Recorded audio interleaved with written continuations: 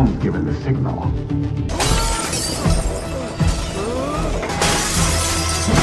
Fan. Go, go!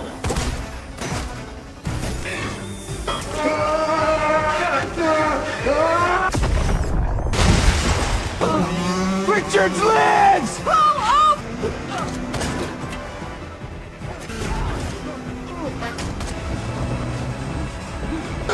They're here.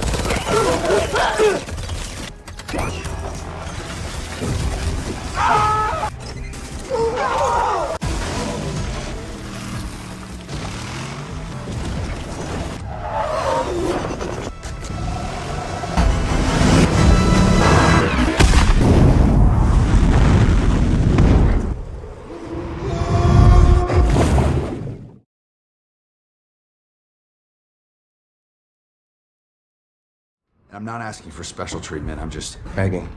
You said I was one of your best guests. Say that again, and I'll kick you and your... Di awal film kita ditunjukkan dengan seorang pria yang bernama Ben Richard. Ia sedang memohon kepada atasannya agar namanya dihapus dari daftar PHK karyawan pabrik kecimpring. Ia ingin kembali bekerja dan menafkahi keluarga kecilnya, terutama untuk biaya pengobatan putrinya Kathy yang sedang sakit demam. Namun permohonan itu ditolak mentah-mentah oleh bosnya tanpa belas kasihan. Take the win. Bye-bye. Next! Hey, you! Tough guy! Are you man enough to risk it all? Setibanya di rumah, Ben pun menonton TV. Ia menonton sebuah siaran TV yang sedang menampilkan game show. Tak lama kemudian istrinya yang bernama Sheila itu datang. Dan tak lupa juga ia membawa obat untuk anaknya. Karena situasi semakin sulit, keduanya pun memang menyadari bahwa sistem sosial di negaranya memang dirancang untuk menekan rakyat kecil seperti mereka agar terus sengsara dan terpuruk. Karena kebutuhan sangat mendesak, Sheila istri Ben pun rela bekerja di sebuah klub malam demi mencari biaya pengobatan anaknya. Ben pun sempat berniat menghentikannya agar Sheila tidak bekerja. Namun karena hidup harus tetap berlanjut, Ben pun mencoba peruntungan untuk mengikuti game show yang sering ia lihat di TV. Akan tetapi Sheila melarangnya. Karena sudah banyak korban dari game show tersebut. Ia khawatir kalau Ben akan terluka dan tak bisa kembali karena ikut game show tersebut. Lalu Ben pun berjanji tidak akan mengikuti kategori game Running Man. Ia akan mengikuti game yang biasa saja. Dengan berat hati, Sheila pun mengizinkan Ben untuk pergi. Ben? I need you. Dire.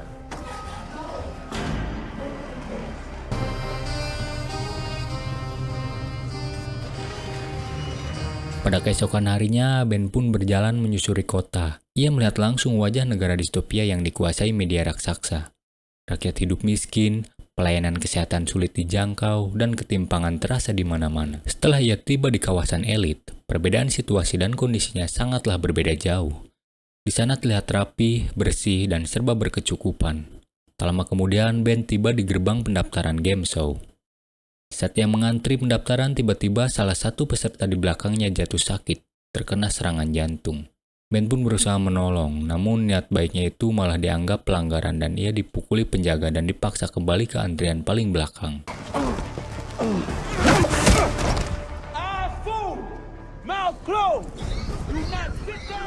Dari situlah kebencian terhadap sistem semakin membara. Singkat cerita, akhirnya Ben pun lolos tahap seleksi dan di sana ia bertemu dengan tetangganya Lachlan yang mirip seperti Mita the Virgin. Anjay. Dari pertama, para peserta dipaksa memakai seragam dan menjalankan serangkaian tes keras melewati rintangan bak Ninja Warrior. Wow. Banyak dari peserta yang tumbang, namun Ben terus bertahan. Di tes terakhir, ia menolong peserta yang disetrum penjaga yang bernama Jansky. Karena keteguhan dan keyakinan Ben, para penguji pun menjulukinya sebagai kandidat peserta yang paling pemarah yang pernah mereka lihat. Quantifiably the angriest man to ever audition for our shows. Freedom. No. Authority. Burn. Di tempat lain, peserta yang diuji langsung dibagi ke beberapa kelompok.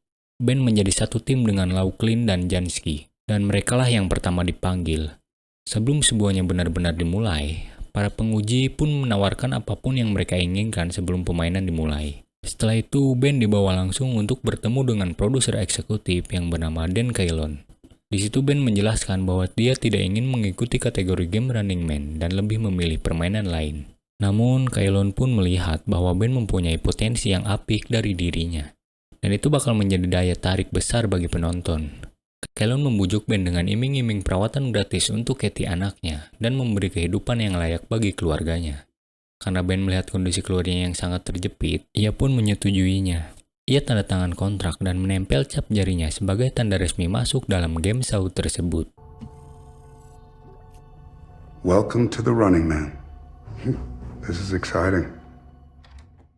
Di tempat lain, Ben dipertemukan dengan agen Dwog. Dwog adalah orang yang ditugaskan menjaga keselamatan keluarganya sampai Ben menang atau mati sesuai kontrak. Lalu Dwog memberi kesempatan Ben untuk berbicara dengan istrinya. Percakapan dengan istrinya menjadi sangat berat, karena istrinya tahu kalau Ben benar-benar ikut game kategori Running Man, meski sebelumnya ia bersumpah tidak akan melakukannya. I love you. I love you too. Bye, Dad. Beberapa saat sebelum permainan dimulai, para peserta pun dimanjakan dulu dengan kemewahan oleh panitia supaya pikirannya tenang.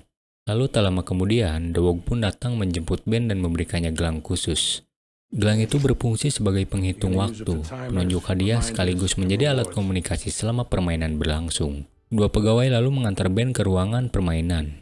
Di sana ia melihat langsung para pemburu profesional yang nantinya akan mengejarnya dalam permainan tersebut. Tak berselang lama, seorang MC muncul dan menjelaskan aturan permainan kepada penonton. Aturannya adalah bahwa setiap kriminal yang tertangkap dan dipaksa menjadi pelari yang baru, dan tak hanya itu, warga sipil yang berhasil membunuh pelari juga akan mendapatkan hadiah uang yang sangat besar. MC juga menjelaskan permainan ini juga akan disiarkan secara langsung di negaranya. Lalu dengan gaya sok dramatis, MC meminta Ben untuk dibawa ke atas panggung. Ia memanipulasi kehidupan Ben agar terlihat seolah-olah jahat dan berbahaya di mata publik. Bahkan MC juga sengaja memfitnah Ben sebagai ayah jahat dan tidak bertanggung jawab kepada istri dan anaknya. Hal itu sengaja dilakukan MC agar semata-mata masa semakin bersemangat memburu dan membunuh Ben dalam permainan. Saat Ben diminta untuk memberi kata-kata sebelum permainan dimulai, Ben hanya mengatakan bahwa ia akan menghancurkan gedung itu beserta sistem busuk yang menjalankannya. Fuck you, Dan! You didn't have to be just sit out there! Fuck you! Holy shit! Save it for the round! Setelah Ben turun dari panggung, Calhoun pun mengatakan bahwa Ben akan mendapatkan bonus $10.000 untuk setiap pembunuh yang berhasil ia habisi. MC pun kemudian menjelaskan 3 aturan dalam permainan. Pertama, para peserta harus berlari terlebih dahulu sebelum pembunuh dilepaskan. Kedua, setiap peserta wajib mengirim pesan video setiap harinya. Ketiga, hadiah uang akan diberi berkali lipat jika para peserta masih bertahan hidup, hingga mendapatkan hadiah utama $1 miliar. Setelah opening selesai, para peserta pun dilepas. Di sana para peserta akan dibekali perlengkapan senjata, uang, dan perlindungan. Namun Ben memilih tidak mengambil apapun. Ia langsung berlari keluar menuju lorong bawah tanah untuk mencari suplai. Di bawah lorong, Ben bertemu dengan Mali. Ia adalah seorang penjual senjata dan sekaligus sahabat lama Ben. Maksud dan tujuan Ben datang kepadanya adalah meminta bantuannya. Awalnya Mali menolak membantu. Namun karena tujuan Ben mengikuti permainan ini demi keluarganya, Mali pun setuju membantunya. Ia menyiapkan penyamaran resmi untuk Ben agar terlihat sebagai mas-mas biasa, sekaligus dengan dokumen lengkapnya. Tak hanya itu, Mali juga memberikan perlengkapan dan senjata kepada Ben. Tak selang lama, Ben pun pamit dan meminta doa restu kepada sahabatnya itu. Well, Godspeed. See you on big screen. Keesokan harinya, Ben langsung menuju bandara dan berencana kabur ke New York. Sayangnya, rencana itu hampir ketahuan gara-gara ada anak kecil yang melihat Ben menggunakan jam Running Man. Dan ditambah lagi kumis palsunya sempat terlepas. Tanpa pikir panjang, Ben pun memperingatkan bocah itu agar diam. Setibanya Ben di New York, Ben menginap di sebuah hotel. Namun di hotel tersebut dipenuhi dengan wajah Ben yang terpampang di mana-mana. Sesuai aturan, Ben pun membuat laporan video pertamanya lalu tidur. Nap.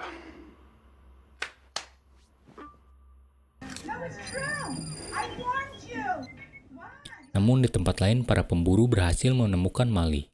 Mereka menyiksa dan dipaksa menyerahkan identitas Ben yang baru. Dengan pemindai wajah, para pemburu pun berhasil mengetahui lokasi Ben.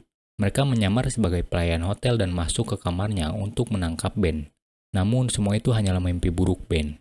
Ia terbangun dari tidurnya lalu menonton siaran TV dan melihat teman-temannya yang sudah dibantai dengan mudah. Menyadari situasi semakin genting, Ben pun segera keluar dari hotel tersebut. Malamnya ia kembali menemui Mali untuk meminta identitas barunya dan berencana akan pindah ke Boston. Di hotel barunya yang tampak kumuh, Ben menemukan sebuah granat di dalam kamar. Saat mengamati keadaan sekitar, instingnya pun muncul lalu curiga saat menyadari ada pemburu yang sedang mengintainya. Mengetahui itu, Ben pun bergegas pergi meninggalkan hotel dengan hanya menggunakan anduk mandi. Ia menuruni gedung dengan kabel dan berniat akan kembali ke kamarnya untuk mengambil perlengkapannya. Ketika Ben sedang mengemasi barangnya, para pemburu pun sudah berada di depan pintu kamarnya. Ketika para pemburu menerobos masuk, Ben pun langsung melompat melalui jendela dengan menggunakan kabel. Namun sialnya ada satu pemburu yang sudah menunggunya di bawah. Untungnya Ben masih bisa kabur ke arah hotel. Di tengah hujan tembakan, Ben pun melempar granat untuk menciptakan ledakan kecil. Lalu ia berlari ke sebuah ruangan yang dipenuhi gas. Ben lalu membakar ruangan itu. Saat api mulai membesar, Ben pun berlari mengikuti tikus-tikus yang berlarian ke sebuah lorong. Ia pun selamat dan hotel itu pun meledak dan menewaskan sebagian besar pemburu. Setelah selamat, Ben pun mengirimkan laporan video yang kedua. Saat keluar dari selokan, ia bertemu kembali dengan bocah yang ia curigai akan membongkar persembunyiannya. Namun justru bocah itu malah menawarkan bantuan. Bocah menyuruh Ben untuk menunggu sebentar karena bocah itu akan menemui seorang yang bisa membantunya. Tak berselang lama, bocah itu datang membawa kakaknya yang bernama Bradley. Ben meminta bantuan Bradley untuk mengirimkan video laporannya. Sebagai imbalan, Ben memberikan uang $10.000 agar Bradley bisa merawat adiknya yang mengidap kanker. Beberapa saat kemudian, Bradley pun mengajak Ben untuk beristirahat di rumahnya. Di sana, Ben melihat ibu Bradley yang tengah merawat anak bungsunya yang sedang sakit kanker. Kondisi itu mengingatkan pada anak Ben. Ben pun lalu bercerita bahwa ia mengikuti The Running Man demi masa depan keluarga dan anaknya. Meski ibu Bradley menilai cara Ben itu keliru, Bradley tetap bersedia untuk membantu Ben. Bradley pun menjelaskan penelitiannya tentang pola The Running Man yang selalu menghadirkan 3 tipe peserta. Pertama, yaitu The Hopeless Dude yang selalu mati dalam permainan pertama. Kedua, The Negative Dude yang bersenang-senang sebelum ia mati. Ketiga, The Final Dude yang berjiwa petarung dan bertahan paling lama. Dan menurut Bradley, Ben adalah tipe yang ketiga. Namun, Bradley juga menegaskan bahwa semua peserta sebenarnya akan tetap bisa terbunuh. Karena pihak penyelenggara bisa melacak Ben kapan saja. Meski begitu, Bradley akan tetap membantu Ben agar ada seseorang yang benar-benar memenangkan acara ini. For the biggest underdog win in game show history. I'm working on it. Keesokan harinya, Bradley mengungkapkan bahwa sebenarnya adiknya terkena kanker akibat paparan radiasi satelit dari The Running Man. Banyak anak di sekitar gedung penyelenggara yang mengalami hal serupa. Namun, fakta ini sengaja ditutupi oleh pemerintah dan media. Mendengar itu, Ben pun merekam video baru yang membongkar kebusukan acara tersebut. Network is giving our kids cancer and they are covering it up. Sayangnya, siaran TV itu malah mengedit video Ben dan menggambarkan bahwa Ben adalah teroris yang kejam dan menghina kaum miskin. Ibu Bradley yang melihat video itu pun langsung murka dan memaksa mengusir Ben. Meski Bradley dan adiknya tahu kalau video tersebut hanyalah propaganda, namun demi keselamatan bersama, Ben pun akhirnya terpaksa harus meninggalkan rumah tersebut. Pada malam hari, Bradley dan adiknya membantu Ben untuk kabur. Ben dimasukkan ke jok belakang mobilnya. Namun di tengah perjalanan, 2 preman jalanan menyadari keberadaan Ben. Baku tembak pun tak terhindarkan. Namun untungnya Ben dapat berhasil lolos karena keahlian Bradley yang mahir mengemudi.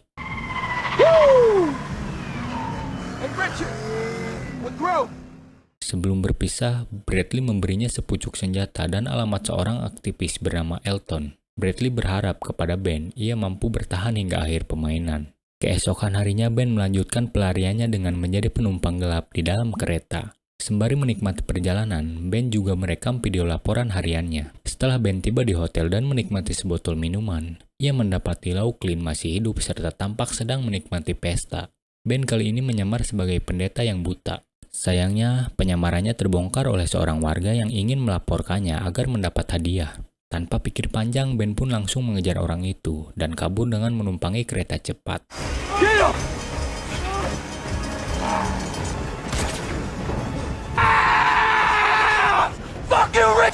Waktu pun berlalu hingga memasuki hari ke-13. Dalam bioskop, Ben melihat MC sedang mengenalkan 2 bocah psikopat bernama Jeb dan Cito yang telah berhasil Laughlin habisi dan merekamnya. Namun anehnya para warga miskin yang sedang menonton tayangan itu malah mendukung Ben agar menang. Singkat cerita, Ben akhirnya bertemu dengan Elton. Di rumah Elton, Ben sangat was-was karena ibu Elton yang sudah pikun nampaknya malah sangat mendukung para pemburu. Hunt them down!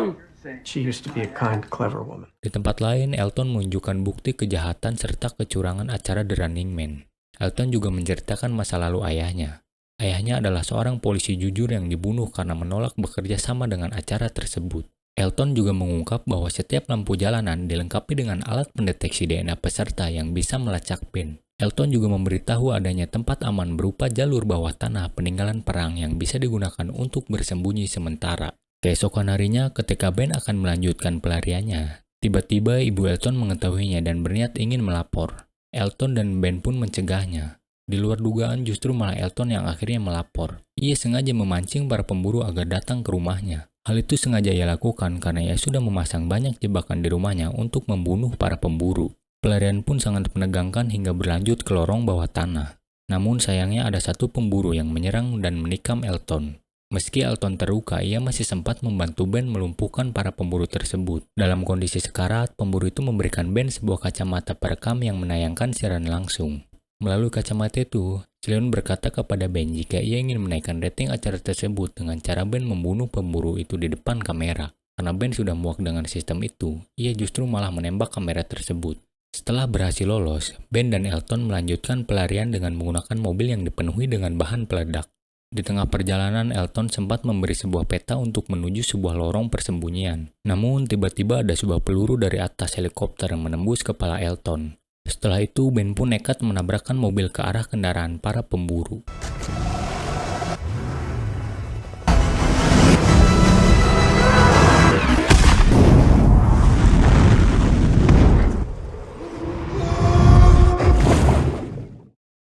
Singkat cerita, akhirnya Ben tiba di sebuah bunker. Namun sayangnya tempat itu sudah berubah menjadi sebuah perumahan kosong. Dari sini Ben menyadari bahwa The Running Man bukan hanya soal hidup dan mati, melainkan semata-mata permainan bisnis media. Ia pun merekam video yang ditunjukkan langsung kepada Leon. Ia mengatakan tidak akan lagi bersembunyi dan siap memberikan tontonan yang diinginkan. Namun dengan satu syarat, asalkan uang terus dikirimkan kepada keluarganya setiap harinya. Ben pun mulai menunjukkan diri dan menantang para pemburu. Saat dalam kondisi terpojok, Ben pun membajak mobil seorang wanita yang bernama Amelia yang sedang siaran langsung. Sepanjang perjalanan, awalnya Amelia membenci Ben karena terpengaruh oleh propaganda. Namun Ben menegaskan bahwa kebusukan justru datang dari kaum elit yang tak pernah merasakan penderitaan rakyat kecil. Tak selang beberapa lama, para pemburu berhasil memburu mobil Ben. Demi keselamatan Amelia, Ben pun berencana menyerahkan diri. Namun tiba-tiba pihak penyelenggara malah membunuh para pemburu tersebut karena tak ingin Ben mati terlalu cepat saat rating sedang naik-naiknya. Ben dan Amelia pun melanjutkan perjalanan. Di sepanjang jalan pun banyak dipenuhi warga yang mendukung Ben. Amelia pun akhirnya memutuskan untuk membantu Ben. Mereka pun berhenti di jalan dan Ben pun menyampaikan tuntutannya. Ben pun mengancam akan meledakkan bahan peledak berdaya tinggi jika Kailon tidak menyediakan pesawat VIP menuju Kanada. If the chutes are sabotaged, if you make any sudden moves, if you don't back those trucks up and let me on that tarmac right fucking now, you won't even hear it go boom. Mendengar ancaman itu, Kailon pun langsung menurutinya. Sebelum ia naik pesawat tersebut, Ben pun meminta salah satu pemburu untuk buka topengnya demi memuaskan penonton. There it is. Di dalam pesawat, Leon mengajak Ben mengobrol empat mata. Dalam obrolan tersebut, Kailon sangat bangga dengan pencapaian Ben, dan ia berencana akan memberikan sebuah program baru kepada Ben yang berjudul The Hunter Seek, di mana Ben akan dibayar jutaan dolar per musim. Namun dengan satu syarat, yaitu menghabisi satu persatu para pemburu di dalam pesawat. Lalu Ben pun menolak. Karena Ben menolak, Kailon pun menunjukkan sebuah video jika anak istrinya sedang dibunuh. Melihat itu, amarah Ben pun tak terbendung. Situasi langsung menjadi kacau karena kemarahan Ben. Ia menyerang para pilot dan baku tembak pun pecah di dalam pesawat. Ben pun berhasil menghabisi para pasukan. Namun Ben tidak mengetahui bahwa pesawat itu dikendalikan dari jarak jauh. Tiba-tiba dari bawah pesawat muncul lagi salah satu pemburu yang menyerang Ben. Pemburu itu memberitahu Ben bahwa sebenarnya anak istrinya masih hidup dan tidak dibunuh. Pemburu itu pun juga mengungkapkan bahwa ia juga mantan peserta The Running Man yang berhasil bertahan hingga detik ini. Saat pemburu itu menceritakan pengalamannya, Ben dengan cerdik membuka parasut pemburu itu. Tubuhnya pun terpental dan tidak bisa bergerak. Tanpa pikir panjang, Ben pun langsung menghabisinya.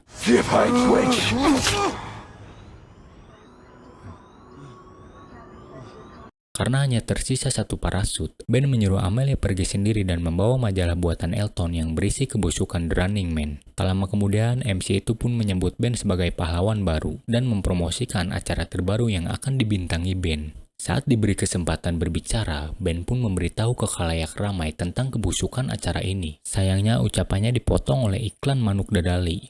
Saat kamera live mati, Kalion pun sekali lagi memberi tawaran terakhir kepada Ben tentang program terbarunya. Ben pun tetap menolak. Kalion menayangkan video palsu yang menunjukkan bahwa pesawat Ben menabrakkan diri di gedung The Running Man. Dan padahal pesawat itu sebenarnya sudah diledakkan sebelum mencapai target. Beberapa waktu kemudian muncul video siaran misterius yang mengungkapkan kebusukan The Running Man. Ternyata itu video hasil Bradley. Dan Amelia pun sekarang berubah menjadi aktivis dan berhasil mengungkap black box pesawat yang membawa percakapan asli Ben dan Kalion. Dari sana terungkap kemungkinan Ben masih hidup. Karena di dalam pesawat tersebut terdapat kapsul penyelamat, dan benar ternyata Ben memalsukan kematiannya. Di sisi lain, para penonton The Running Man sudah mulai muak dengan kebohongannya. Sedangkan MC pun memilih pergi dari acara tersebut karena tak sanggup lagi bersandiwara di depan khalayak ramai. Karena tak ada pilihan lain, Kalion pun memandu acara itu sendiri. Tetapi penonton sudah muak, kekacauan pun terjadi di dalam gedung. Dan saat Kalion terjatuh, Ben pun muncul untuk menepati janjinya, yaitu mengirim Kalion ke neraka jahanam. In 5, 4, 3, 2, 1, and action. Lalu, film pun berakhir.